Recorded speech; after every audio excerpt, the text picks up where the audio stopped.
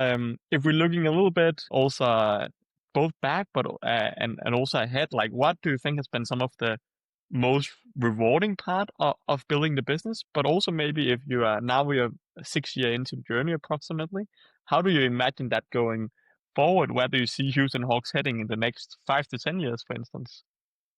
Okay, so the next 5 years is quite interesting. So every year we do a sort of senior team away day for a couple of days in a nice hotel where we can sort of part celebrate success and part plan for the future.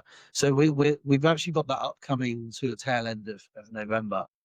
We've just finished the agenda for that, funny enough, and it is pretty much all about looking at what makes us a great business. There's sort of 4 or 5 sessions. It's understanding as a team what makes us a good business and why. Looking at um, how we can maintain those things as we grow, and what gaps and resources we may need to look at along that journey, and then what additional things we can do in addition to what we're doing now. So I think it's actually taking the time to figure out what's worked really well so far, because look, you as the business grows, as it has in the last 6 years, there'll be dips and there'll be peaks and there'll be things which, you know, used to feel easy and now they don't. So there'll be things which, we take for granted along the way. So it's just taking the time to reflect on what that is.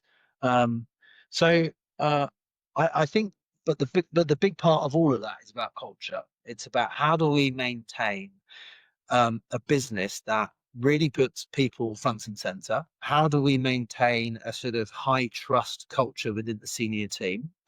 And how does that filter back through the business to everyone throughout, from a barista at one of our small sites in central London to a general manager at one of our larger sites in Bristol? How do we maintain that sort of small company feel whilst we grow?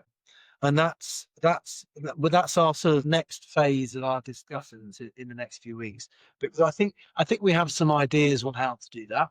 But we've got 12 people in the senior team, and they're all very, very talented in their own sector. And they'll have all their own views of how the operational team will achieve that, how the finance team, how the marketing team will achieve that. So in sort of gathering our thoughts and reflecting on what's great now and how can we maintain that as we continue our journey.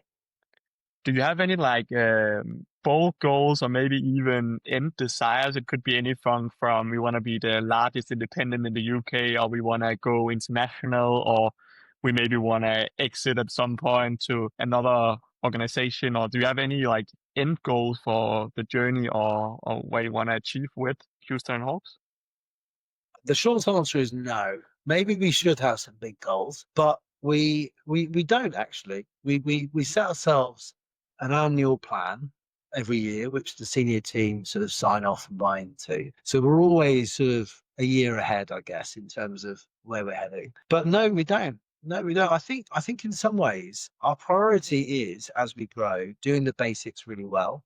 And if we do the basics really well, we will grow and continue to grow as a really good business. And in some ways, our big goal is to really keep the business simple. Why I think we do a good job is because we simplify the business as much as we possibly can. We limit internal reporting to an absolute, must. We do very, very little internal reporting.